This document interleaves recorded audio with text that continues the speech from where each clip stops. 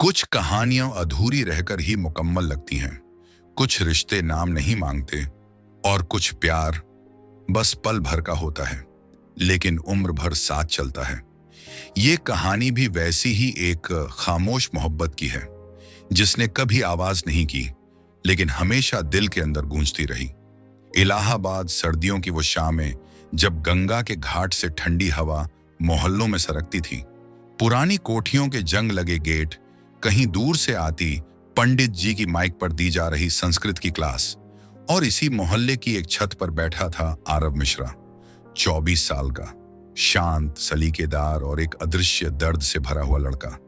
उसके पास हमेशा एक किताब होती थी, कभी शरत चंद्र, कभी प्रेमचंद, कभी टॉलस्टॉय। मगर आज किताबें सिर्फ हाथ में थीं, नजरें नीचे वाली खिड़की पर टिकी थीं।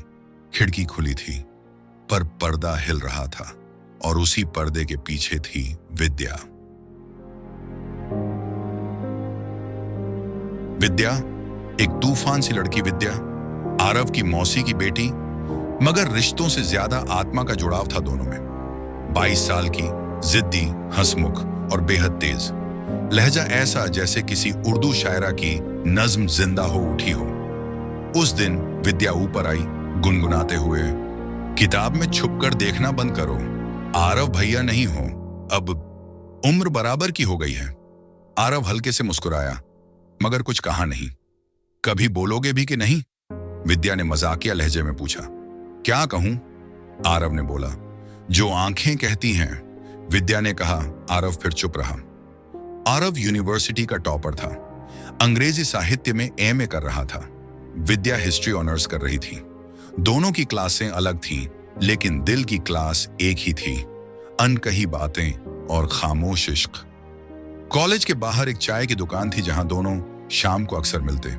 बातों का सिलसिला चलता। विद्या बोलती, अगर मैं कहूं कि मुझे तुमसे कुछ कहना है तो सुनोगे? आरव सिर झुकाकर बोलता, अगर मैं सुन लूं तो तुम चली जाओगी ना? विद्या ने बोला, और अगर ना कहूं तो तुम वैसे ही खामोश रहोगे। दोनों हंसते थे, मगर उस हंसी के नीचे कुछ भारी था, कुछ ऐसा जो कहने से डरता था।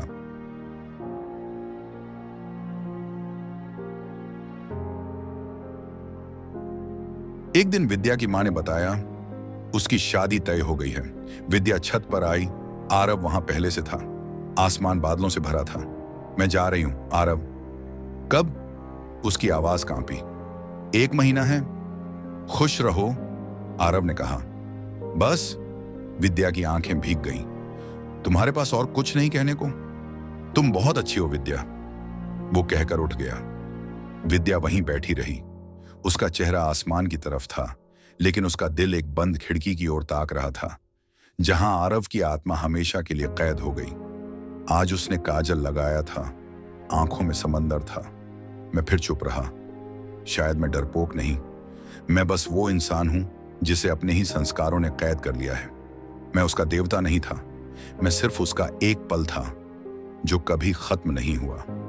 शादी की शहनाइयों की गूंज बहुत दूर तक नहीं थी, लेकिन आरव के दिल में उनकी आवाज ताउम्र गूंजती रही। विद्या अब लखनऊ की हो गई थी, एक सरकारी अफसर की पत्नी, एक सलीकेदार गृहिणी, और इलाहाबाद में आरव, एक कमरा, एक टेबल लैंप, कुछ किताबें और एक अधूरी चुप्पी। कॉलेज की पढ़ाई पूरी कर आरव इलाहाबाद यूनिवर्सिटी में ही प्रवक्ता बन गया। छात्रों के बीच इज्जत थी, पर भीतर से वो खाली हो चुका था। हर शाम वो उसी छत पर बैठता, किताबें खोलता और उस खिड़की की तरफ देखता जहां अब कोई नहीं रहता था। कभी कभी खुद से कहता, कितना आसान था विद्या से कह देना, मैं तुमसे प्यार करता हूं। मगर मैंने समाज, रिश्ते और संस्कारों से डरकर उस एक सच को खुद से भी छुपा लिया। करीब 15 साल बाद एक दिन आरव के पास एक आमंत्रण आया। शहर में महिला उत्थान पर सेमिनार, मुख्य वक्ता विद्या श्रीवास्तव। आरव की उंगलियां कांपी। सेमिनार वाले दिन वह कुर्ता पहनकर गया, वही सफेद जो वो हमेशा खास मौकों पर पहनता था। जब मंच पर विद्या आई, उसकी आंखें नम हो गईं। अब वो पहले से ज्यादा परिपक्व दिखती थी, लेकिन उसकी मुस्कान अब भी वही थी, कुछ कहती, कुछ छुपाती। दोनों अकेले मिले। एक कॉफी हाउस में। विद्या ने बोला, कैसे हो प्रोफेसर साहब? आरव मुस्कुराकर बोला, अब भी चुप हूं। विद्या ने बोला, तुम्हें पता है, जब मेरी शादी हो रही थी मैं चाहती थी कि तुम बस एक बार कह दो, रुक जाओ विद्या। मैं रुक जाती। आरव बोलता, मैंने कहा था।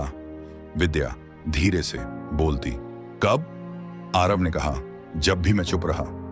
विद्या की आंखें डबडबा गईं। उसने आरव का हाथ पकड़ लिया, सिर्फ कुछ पल को। तुमने बहुत देर कर दी आरव, अब सिर्फ यादें हैं जो हमेशा तुम्हारी रहेंगी। विद्या वापस लखनऊ चली गई। आरव फिर अपने कमरे में लौट आया, मगर इस बार एक गहरी उदासी के साथ। वो हर रात अपनी डायरी में विद्या को लिखता रहा, जैसे वो आज भी सामने बैठी हो। तुम्हारा नाम अब भी मेरी कलम में है विद्या, सिर्फ शब्दों से नहीं, मेरी आत्मा से निकली स्याही से। कई साल बाद इलाहाबाद की उसी गली में एक बच्चा एक बूढ़े प्रोफेसर से पूछता है, दादाजी आप रोज उस बंद खिड़की को क्यों देखते हो?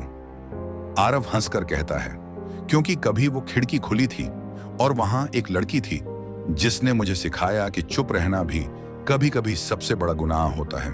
मैं उसका देवता नहीं था, मैं उसका प्रेमी भी नहीं था। मैं बस एक पल था जो उसने जी लिया और मैं उम्र भर जीता रहा। अगर आपने भी कभी किसी को यूं ही खामोशी से चाहा है तो कमेंट में उसकी खिड़की जरूर लिखिए, शायद वो पढ़ ले, कहीं दूर से